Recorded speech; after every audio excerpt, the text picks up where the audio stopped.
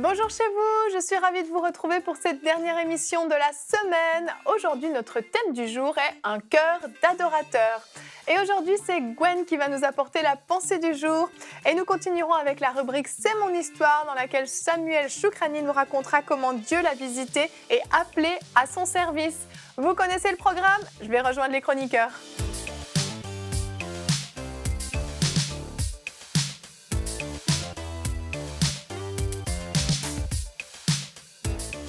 Bonjour à vous. Bonjour Émilie. Bonjour Evelyne. Comment allez-vous en ce vendredi? Ça va très bien. Glorieusement.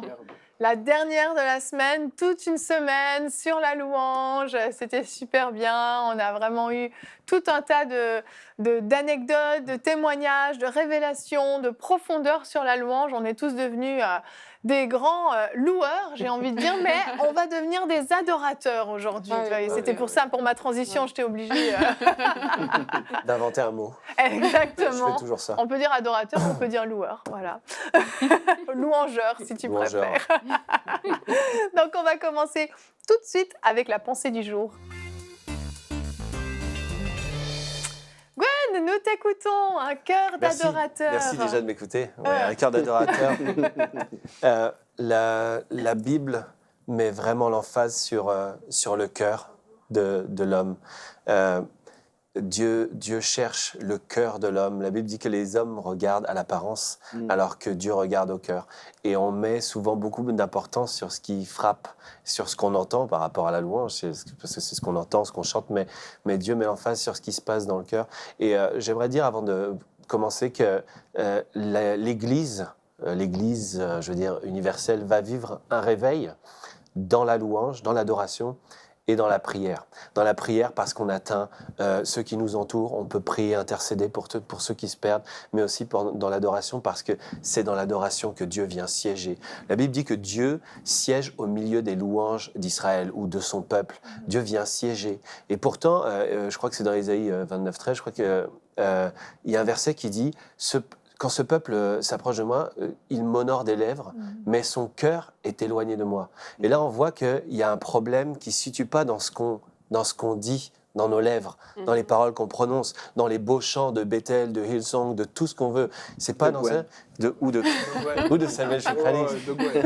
Non, mais Dieu dit qu'il y a un problème dans le cœur. Il dit, quand ce peuple s'approche de moi, il m'honore des lèvres, mais son cœur est éloigné de moi. Et Jésus va reprendre ce verset en parlant aux pharisiens et va leur dire ce même verset d'Ésaïe, en leur montrant à quel point ce qu'ils font, c'est juste une tradition. Ce sont des préceptes humains. Et souvent, la louange, l'adoration dans l'Église, c'est une tradition. Je le disais dans une des émissions qu'on a fait cette semaine, je disais qu'on ne sait même pas si c'est biblique, si on devrait le faire. Et c'est important que dans tout ce qu'on fait dans notre vie chrétienne, on sache que c'est rattaché à la parole, que ça existe dans la parole de Dieu. Sinon, souvent dans nos églises évangéliques, pentecôtistes, baptistes, on se vante un peu de ne pas vivre une religion, mais de vivre une relation avec Dieu. Sauf que une religion, c'est juste un enchaînement de préceptes, de traditions. Et c'est important que l'adoration, la louange dans l'Église, elle ait une dimension différente. Non pas une dimension de « c'est la tradition, tous les dimanches, il va y avoir les chants, après il va y avoir la prédication, après on va prendre la Sainte-Seine, et après on rentre chez nous ». C'est important que chacun puisse venir avec ce cœur d'adorateur. Et donc Jésus va parler de ce sujet de l'adoration, et va leur rappeler comment la tradition a pris place dans l'Église. Et c'est pas seulement cette tradition, c'est aussi le cœur avec lequel on présente notre offrande. La Bible dit que Dieu demande, cherche des adorateurs. Ce sont là, c'est dans 1 Jean 4:23. Mais l'heure vient, et elle est déjà venue, où les vrais adorateurs adoreront le Père en esprit et en vérité, car ce sont là les adorateurs que le Père demande. Où il y a une version qui dit que le Père recherche. Un jour, j'étais dans une église et puis je leur partageais, je disais, vous savez qu'en ce moment, alors qu'on est en train d'adorer, je disais, le Père recherche, demande. Et il est en train de parcourir, et j'aimerais encourager une personne qui nous regarde et lui dire, dimanche prochain, lorsque tu vas aller dans ton église, n'oublie pas que Dieu cherche. Lorsqu'on cherche quelque chose, c'est actif, c'est pas passif, c'est pas on attend quelque chose.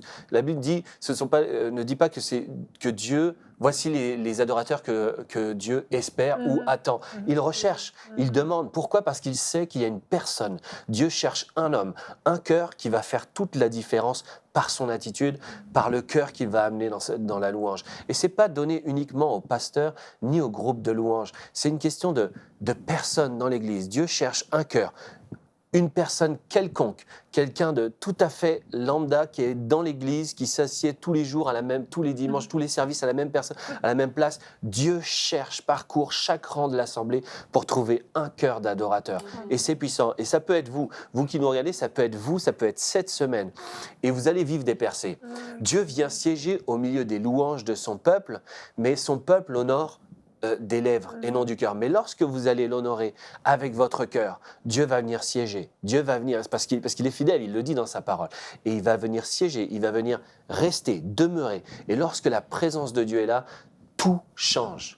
Tout change. Les vies sont transformées. C'est là qu'il y a des guérisons. C'est là qu'il y a des baptêmes du Saint-Esprit. C'est là qu'on vit des percées. On a vu tellement de choses concernant les bienfaits et les bénédictions qui suivent la louange et un cœur d'adorateur.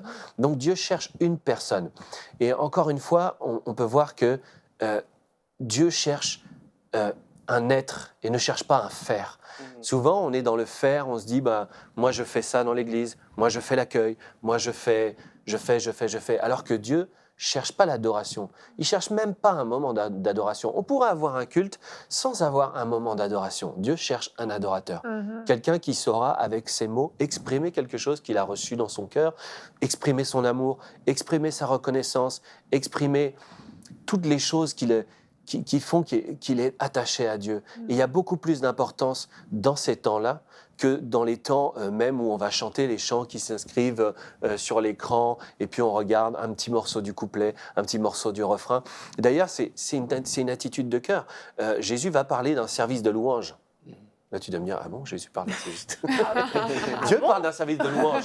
La Bible dit que Jésus prend cet exemple où il y a des enfants qui sont sur une place publique et qui vont jouer, qui vont faire un service de louange. Ils vont dire, nous avons joué de la flûte et vous n'êtes pas réjouis. Nous avons chanté des cantiques, vous n'êtes pas réjouis. Nous avons joué des complaintes et vous n'êtes pas lamentés. Et des fois, le groupe de louange va chanter un chant de consécration en disant je te donne mon cœur ou des choses comme ça. Et puis on chante avec un cœur partagé. On honore des lèvres. Ou bien le conducteur de louange va conduire un chant enjoué pour célébrer la gloire de Dieu. On dit d'entrer dans ses parvis avec des louanges et personne n'exulte de joie. Et c'est cet exemple-là que Jésus va donner. Nous avons joué des complaintes, vous n'êtes pas lamentés. Nous avons joué des cantiques de réjouissance, vous n'êtes pas réjouis.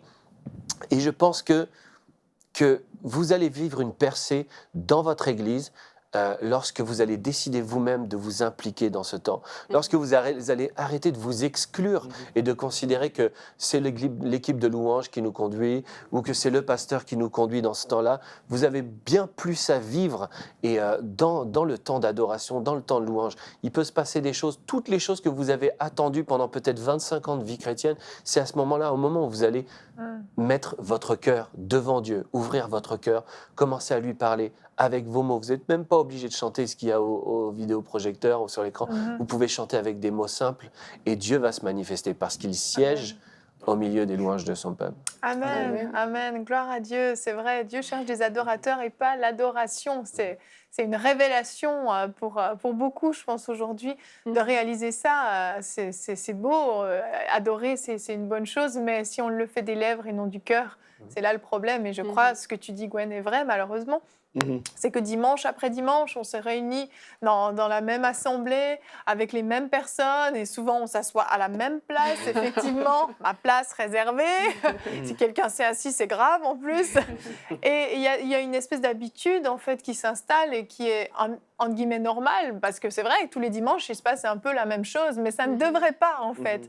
On devrait réussir à ce que chaque dimanche, on vive des temps extraordinaires dans la présence de Dieu, parce qu'on est tous venus pour rechercher à donner à Dieu le meilleur de l'adoration qui lui est due de tout notre cœur, de toute notre âme, de toute notre force, et pas simplement répéter des chants qui s'affichent au vidéoprojecteur. Toi, Pasteur Joël, tu nous pousses souvent le dimanche, quand tu vois que dans la louange, les gens gens sont un petit peu endormis ou passifs, justement, trop dans l'attente que le groupe de louange le fasse. Oui, c'est une réalité parce que pour moi, je sais, si on loue vraiment le Seigneur, la gloire de Dieu va venir.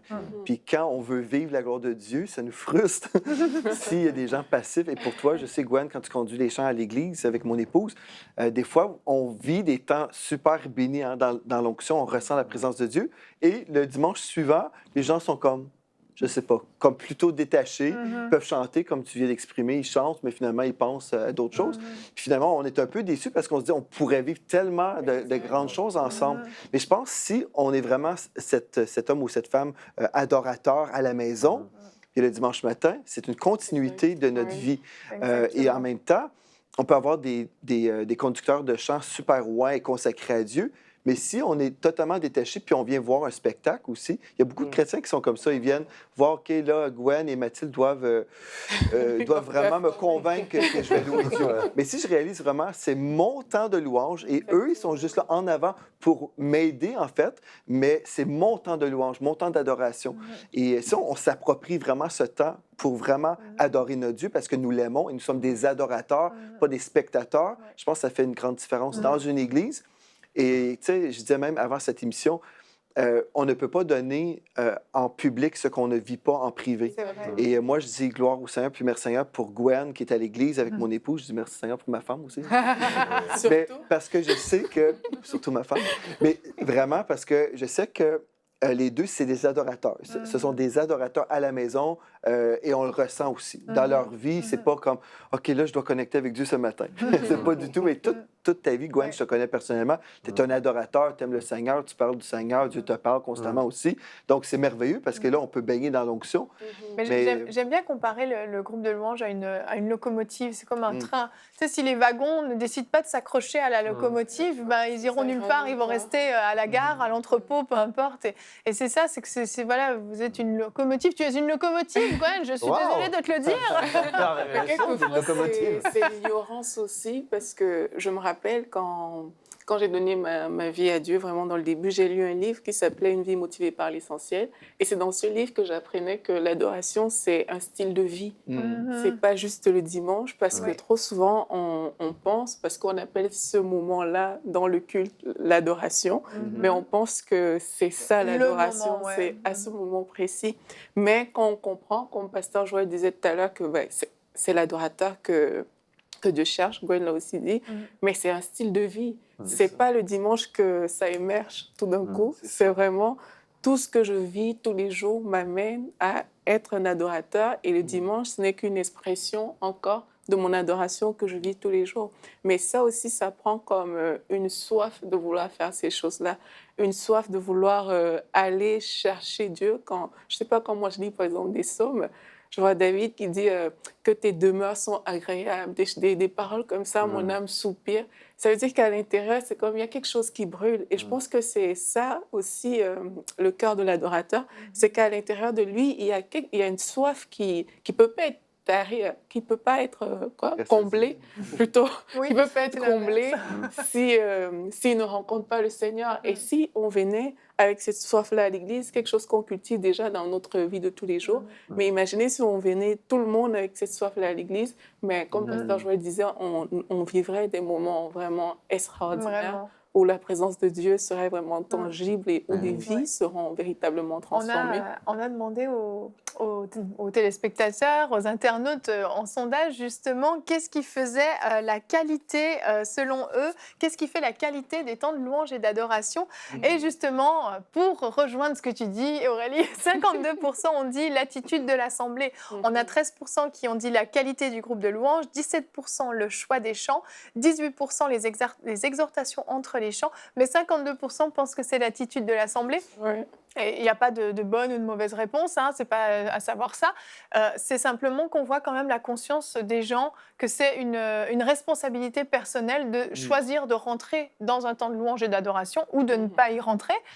C'est un choix qu'on peut faire, en fait. Le Saint-Esprit ne nous force pas à rentrer dans sa présence, il ne nous pousse pas, il nous laisse le choix. Et puis, on va regarder le verset du jour que tu as cité, Gwen, pour nous rappeler ce que tu as dit. Les vrais adorateurs adoreront le Père en esprit esprit et en vérité. Jean 4, 23. Et c'est exactement ça, c'est qu'on doit devenir ces adorateurs qui allons chercher Dieu de tout notre cœur, de toute notre force, de toute notre âme. Je ne sais pas, toi, Samuel, comment tu vis les temps de louange, que ce soit en haut comme en bas. Mais je pense que c'est aussi question de révélation. Je donnerai un exemple. Si je recevrais quelqu'un, le Premier ministre Trudeau, chez moi à la maison, je m'assurais que tout est clean, tout est bien. Et quand il sera là, je lui proposais, est-ce que vous voulez, tout est correct. Je lui donnais toute l'attention parce que je sais qu'il est important. Parce que je sais, par exemple, si je recherche un emploi et que lui pourrait me connecter à une personne. Donc, tout va changer avec mon attitude envers lui. Mais des fois, on oublie qui est Dieu. On vient à l'Assemblée, on a oublié qui est Dieu réellement. On oublie que c'est lui qui est la personne la plus importante. C'est lui qui a besoin de l'attention. Pas parce que c'est un méchant qui voudrait avoir de l'attention. Non, c'est parce que dans cette attention, c'est là qu'il rencontre nos besoins. Et on vient avec cette habitude. OK, c'est juste un culte. Oui, alors, ils vont chanter les mêmes chants. Le pasteur, je connais. Et on oublie la perspective. Qu'il est digne. Je pense que quand on rentre dans la révélation, que chaque fois qu'on entre dans la présence de Dieu, c'est un privilège, ça change notre adoration. Et on arriverait peut-être aussi à l'heure à l'église. Ah oui. C'est un autre point, ça. C'est un peu important. C'est un peu important parce qu'il y a beaucoup de gens qui pensent que la louange, c'est fait pour attendre ceux qui arrivent en retard. Oui, que c'est secondaire. Ou pour quoi. rechauffer. Mais encore une fois, et j'ai commencé par ça parce que je sais que c'est primordial pour l'Église qui veut vivre un réveil. L'Église vivra un réveil dans la prière et dans l'adoration. Alors quand vous verrez les gens qui arrivent en avance pour commencer à adorer, parce qu'il y aura une soif de la présence de Dieu, et quand vous verrez les gens arriver même à la prière avant l'adoration, vous saurez que votre Église est sur le point de vivre un réveil. C'est une soif. Quelle conclusion. Mais c'est vrai, c'est une soif. Dieu répond toujours à la soif. Oui, Alléluia. ça c'est Toujours. vrai. Ça c'est vrai. Vraiment. Donc si on a soif de sa présence, c'est quand même ça. L'adoration, c'est vraiment ça. C'est la présence de Dieu. Donc on a soif de la présence de Dieu. Dieu siège au milieu des louanges de son peuple, que son peuple le loue, et il viendra siéger. Amen. Amen. Amen. Gloire à Dieu. Ça donne envie, là, juste d'aller adorer. Justement, Je vais vous Samuel a amené sa laisser. guitare. Je l'amène toujours. Mais oui, Dieu vous cherche. Dieu vous cherche, comme l'a dit Gwen. C'est actif. Dieu cherche un cœur d'adorateur. Donc, que ce soit le dimanche matin, que ce soit chez vous, à la maison, dans votre voiture, dans votre douche ou je ne sais où, peu importe, quand vous êtes en train de commencer à adorer, Dieu cherche un cœur d'adorateur qui va vraiment se connecter à lui, qui va chercher à lui donner tout ce dont il est digne, parce qu'il est digne de gloire, il est digne de louange, il est digne d'adoration. Et c'est facile, il en est digne. Donc on n'a pas à se poser la question, est-ce que je dois pas? Il en est digne. Et quand on aura conscience, comme l'a dit Gwen, que c'est un privilège de se retrouver dans la présence de Dieu chaque dimanche matin. Et non, c'est toi Samuel qui l'a dit, pardon. Je l'ai piqué à Gwen. C'est vous. Quand on est chez nous, on peut se connecter à Dieu quand on veut. C'est un privilège extraordinaire. Je vous encourage chez vous à devenir ces adorateurs que Dieu recherche. Et là, nous allons continuer, Samuel. On va passer de l'autre côté. Tu vas pouvoir nous raconter ton témoignage de ce que tu as vécu quand Dieu t'a appelé à son service dans la rubrique « C'est mon histoire ». On y va tout de suite.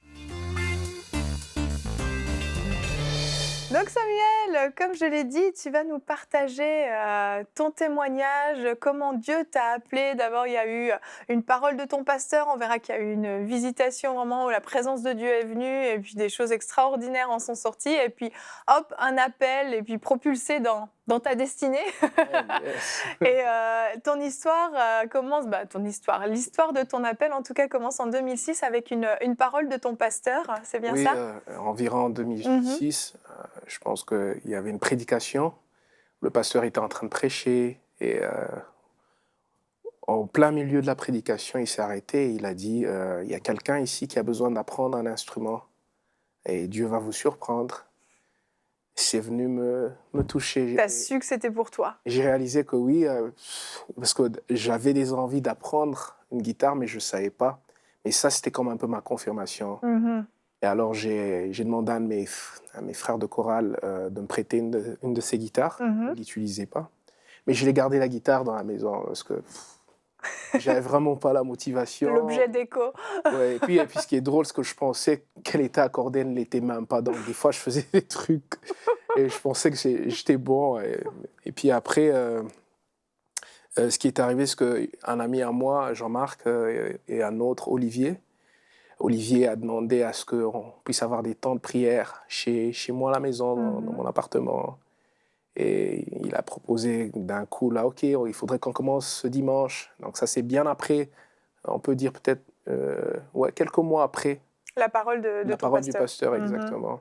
Entre-temps, juste pour revenir à ça, j'avais peut-être pris 1 semaine et demie de cours de guitare. OK.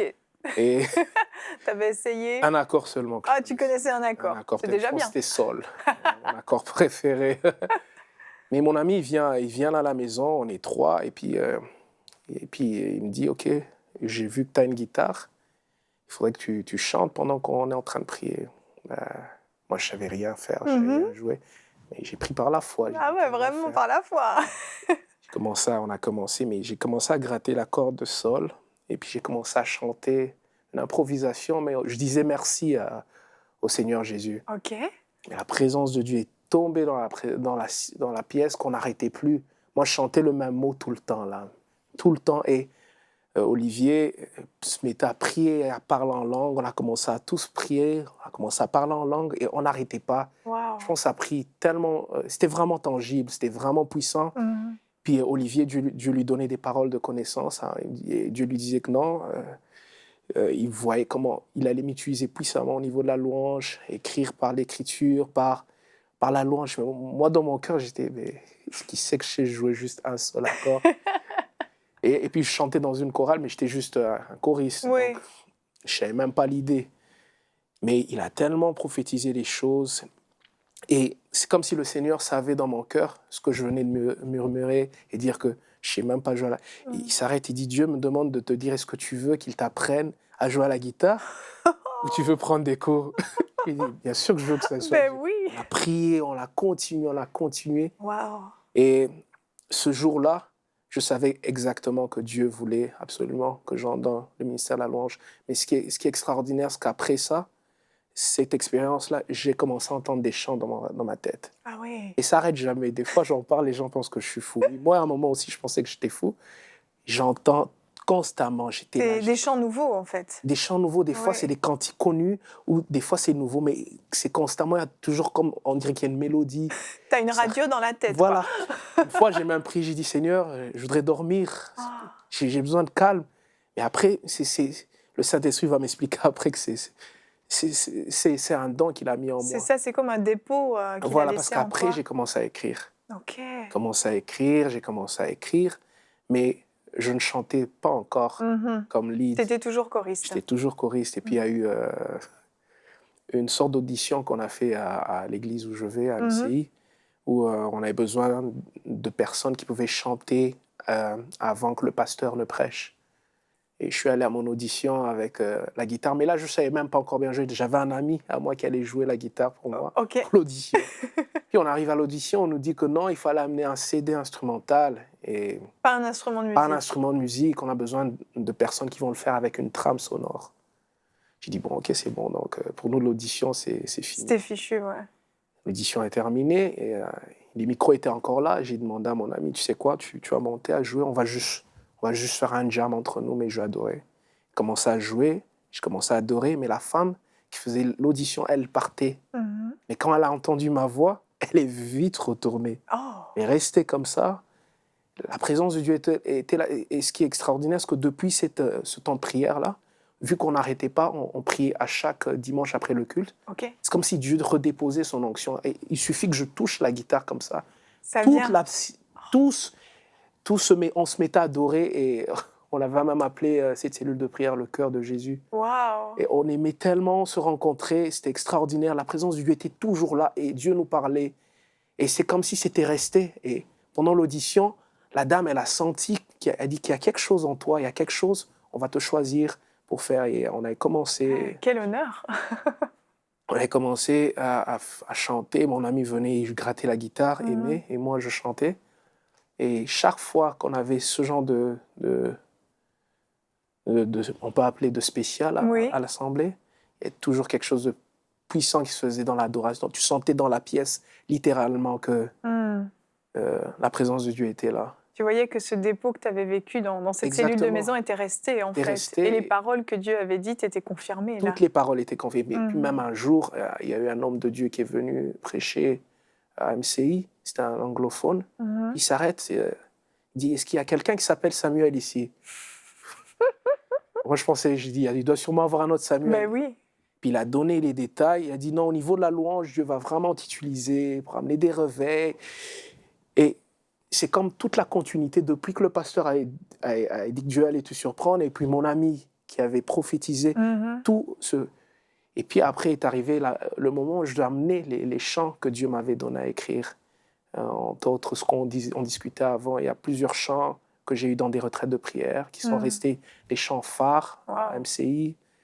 Entre autres, le chant J'entre dans ma destinée. Oui, que tu as fait à Hosanna, que tout le monde doit connaître, je pense. Gloire à Dieu et merci, parce que ça touchait des hommes de Dieu comme le pasteur Sanogo, qui a amené le chant dans une autre dimension au niveau de l'international et qui m'a même fait cet honneur de passer à son église à Abidjan. Oui, il t'a reçu à Abidjan, on a des photos de ça. Et depuis, je le suis aussi comme mon père. Et c'est le don de la musique a juste...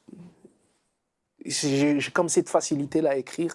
Des fois, on prie et puis les chants arrivent comme ça et je peux t'écrire même 2 ou 3 chants, mais inspirés. C'est pas des chants où je m'arrête, des fois je les regarde, je dis non, c'est pas moi qui ai écrit ce chant-là. Ah ouais. C'est pas moi qui... Et puis on est parti, on a commencé avec ça et par la foi, on a sorti notre premier CD, Pardonner, comme je te le disais. Avec un budget très mince. On commençait, le fils du pasteur Benjamin, on était tous débutants, on commençait avec le studio à l'église et on est allé par la foi. Mais ce CD a touché beaucoup de gens et c'était comme un tremplin aussi pour nous. Et moi, j'ai compris exactement que Dieu me veut dans ce ministère. Vraiment. Et ça il confirmait les paroles qu'il avait mises sur toi. Il a confirmé. Et ce qui est extraordinaire, c'est que la présence du Dieu est toujours là. Il me semble une fois, j'avais une autre expérience avec le Seigneur où il me disait littéralement que ma présence, sa présence à lui, le Saint-Esprit, elle ne fera jamais faillite. Wow. Genre que si tu recherches cette présence-là qui va guérir les gens, c'est ce que les gens ont besoin. Et je me rappelle, j'avais dit au Seigneur, ne permets jamais que dans les chants que tu me donnes, ta présence, elle ne soit pas là. Et je le vis, je bénis Dieu, c'est un privilège. Et l'honneur est à lui, vraiment. Ah, amen. Et aujourd'hui, c'est ça, tu es invité quand même dans de nombreuses assemblées. Tu as voyagé dans plusieurs pays, j'imagine. Gloire à Dieu, oui. Dieu a commencé à ouvrir, pas commencé à ouvrir les portes. Des duos avec Jean-Jean, qu'on connaît bien aussi. Quel honneur de partager avec Jean-Jean, qui est une bénédiction, une connexion divine pour ma vie.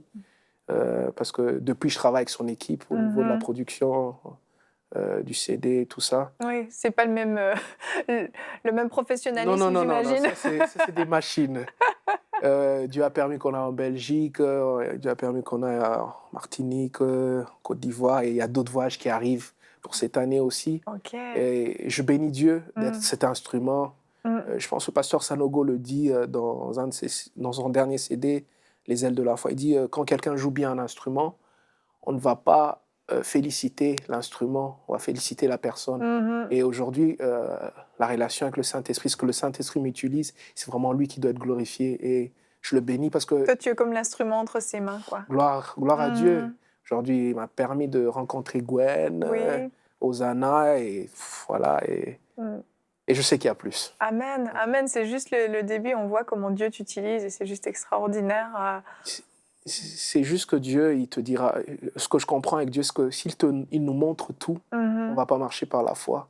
Des fois, c'est juste un pas dans un sentier avec une lumière, un pas de foi, et un autre, un deuxième. Et là, tu commences à réaliser, oh, waouh, c'est de ça que tu parlais. Vraiment. Et ça te motive encore plus à chercher le Seigneur. Est-ce que c'était un rêve genre que tu avais de pouvoir être conducteur de louange Non. Pas du tout. Non, je me rappelle à l'époque, quand ma mère trouvait des cassettes d'enregistrement que je faisais quand j'étais très, très jeune. OK.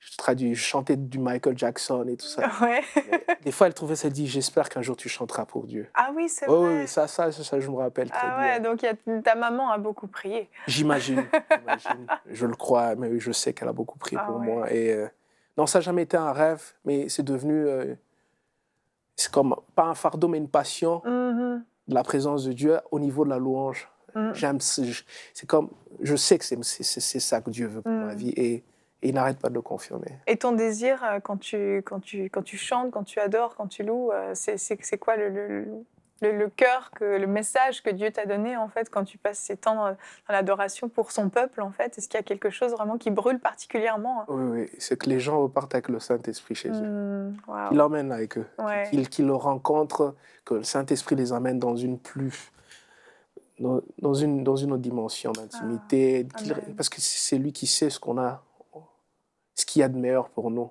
Et c'est vraiment pas qu'on se rappelle de Samuel. Oh, Choukrani, non, non, non. non. Ces chants-là, que ces chants touchent encore plus de nations, plus de personnes soient impactées et des vies soient sauvées. Amen, Ouais. amen. Et qu'est-ce que tu pourrais dire? Il y a peut-être des jeunes qui nous écoutent là, ou des moins jeunes, hein, qui Des ont plus vieux. Il y a beaucoup de vieux qui ont un appel aussi sur leur vie, qui pensent avoir un appel et qui ne savent pas forcément quoi en faire. Peut-être certains ont reçu une parole il y a 5-6 ans en arrière et puis ils n'ont rien fait forcément avec cette parole. Qu'est-ce que tu peux leur conseiller justement quand tu sais que Dieu t'appelle dans un ministère de louange, mais tu n'as pas forcément les connexions, tu n'as pas forcément les choses. Qu'est-ce que tu peux leur conseiller de faire?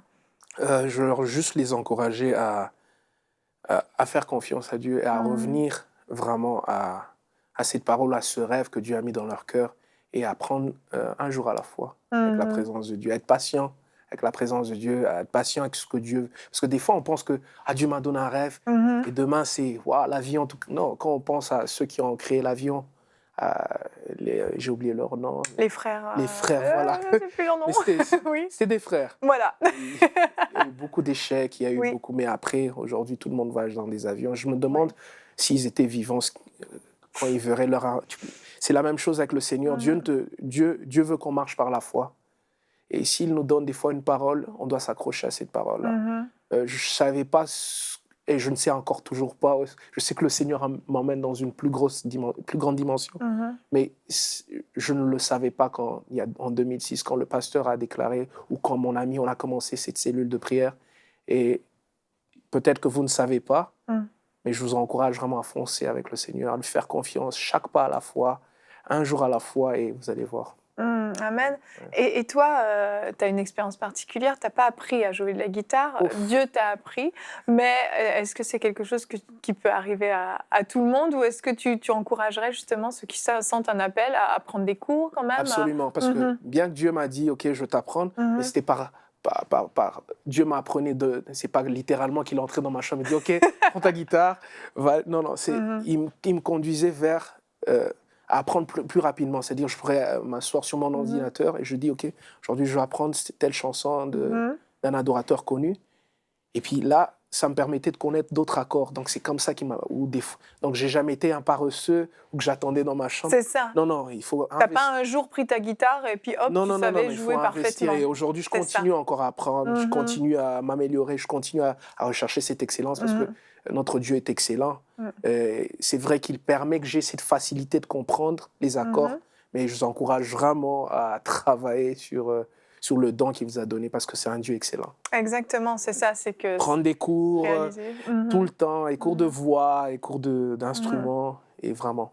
Et toi, tu étais choriste, tu es resté fidèle, tu aurais pu dire « Ah ben non, Dieu m'appelle à conduire la louange », tu aurais pu dire « J'arrête ça et puis je me propulse moi-même dans mon appel », mais tu as été patient, puis tu es resté humble, tu as attendu que Dieu t'élève autant convenable. C'était pas facile. Il y avait une frustration? Toujours. Ah ouais. Toujours, parce que je bénis vraiment Dieu pour toutes ces conductrices, ces leaders de louange que j'ai eu, qui m'ont enseigné.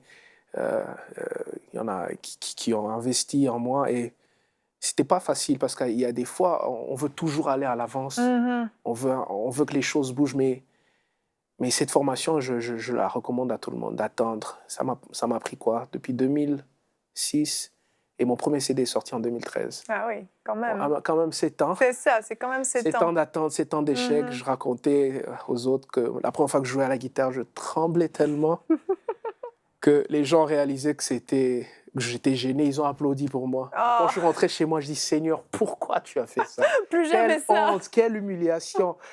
Je voulais rien savoir, mais après, c'est comme cette flamme était en moi et puis C'est ça s'éteignait pas. gloire à Dieu. C'est ça, c'est pas tombé tout cuit dans tes mains, mais tu avais cet appel, tu as chéri les paroles que Dieu t'avait données et c'est ça qui est important. Et aujourd'hui, j'imagine, tu aimerais pouvoir être pleinement libre. T'es pas à temps plein encore Je prie, je sais que c'est pour très très bientôt, Ok. mais chaque étape à la fois. Chaque étape à la Chaque fois. étape à la fois. Là aussi, de la patience. Absolument, parce que c'est pas mon œuvre, c'est le Saint-Esprit qui fait son œuvre. Je peux bien me dire, OK, je vais à temps plein, et puis c'était pas le temps. Puis c'est ma famille qui va être sacrifiée. Exactement. Quand c'est dans le temps de Dieu, tout est vraiment, pas que tout est rose, mais il y a une paix. Moi, puis ça coule. Voilà, et tout se fait bien. C'est ça, on défonce pas les murs, Non, on non, attend non, que non. Dieu ouvre les portes. Non, surtout dans ce ministère. Oui, c'est vraiment. Amen. vraiment le- Est-ce qu'avant de terminer, tu aimerais prier pour ces personnes justement dont on a parlé, qui savent qu'ils ont un appel, qui vivent peut-être de la frustration, qui ne savent pas quoi faire avec leur appel ou qui se sentent peut-être incapables de pouvoir rentrer dans cet appel? Si tu veux prier sûr. pour eux avant qu'on termine. Bien sûr. Merci. Père de gloire, Dieu Tout-Puissant, nous t'exaltons, nous t'élevons pour cette grâce et cette opportunité, ce privilège d'être dans ta présence. On te remercie pour l'œuvre rédemptrice de la croix. Merci pour ton sang, Seigneur Jésus-Christ. Éternel Dieu de gloire, on te remercie pour le Saint-Esprit, qui est notre guide, qui est notre enseignant. Et par le Saint-Esprit, Seigneur, je voudrais réclamer que tu puisses toucher toutes ces personnes dans lesquelles tu as mis ce don ou cet appel pour te servir, Seigneur. Que ceux qui avaient perdu espoir, que tu puisses les restaurer maintenant, Seigneur. Que ceux qui pensaient que c'était pas possible, que c'était fini, qu'ils étaient tellement en retard, que tu puisses leur rappeler que tu es le maître du temps et des circonstances. Que tu mettes ton onction particulière sur ces personnes, que cette œuvre touche des nations pour ta gloire et que ton royaume avance, Seigneur. Merci, Seigneur, de les accompagner par ton Saint-Esprit dans chaque étape de ce ministère, qu'ils voient ta gloire et non la gloire de l'homme, qu'ils recherchent ta présence et non celle des hommes, qu'ils recherchent la gloire de ton royaume. Et merci, Seigneur Jésus-Christ, de mettre cet appel dans leur cœur, qu'ils soient comme Jérémie qui disait qu'il y a un feu dévorant en moi que je ne peux contenir, que ça puisse être un feu dans leur cœur et que leur vie soit impactée et que des nations soient sauvées. Dans le nom de Jésus-Christ, nous avons prié. Amen. Amen. Gloire à Dieu. Merci Dieu. Samuel Je de t'en nous avoir prie, Evelyne. partagé ces détails de ton appel, de comment Dieu t'a amené là où tu es aujourd'hui. Puis on se réjouit vraiment de voir ce que Dieu va faire au travers de ta vie parce Amen. que j'aime beaucoup ton humilité, vraiment, Gloire ta à Dieu. dépendance au Saint-Esprit et c'est des bons critères pour aller loin avec le Seigneur. Et on est convaincus que des albums, il y en aura encore pour la gloire de Dieu et que Il y a beaucoup vas- d'âmes à sauver. oui, vraiment, vraiment. Oui, puis il y a beaucoup de chrétiens qui ont besoin aussi d'expérimenter la présence de Dieu Alléluia.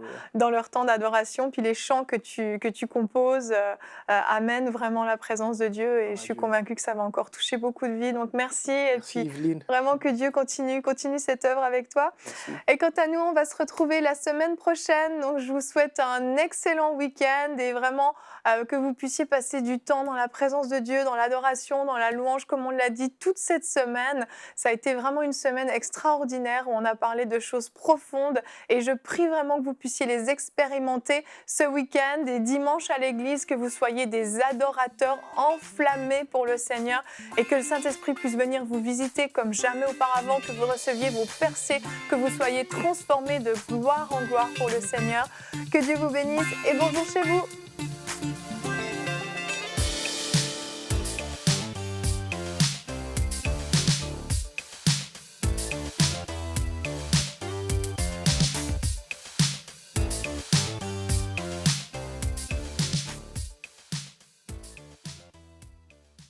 Cette émission a pu être réalisée grâce au précieux soutien des partenaires d'Enseignement Canal International. Retrouvez tous nos programmes sur emcitv.com.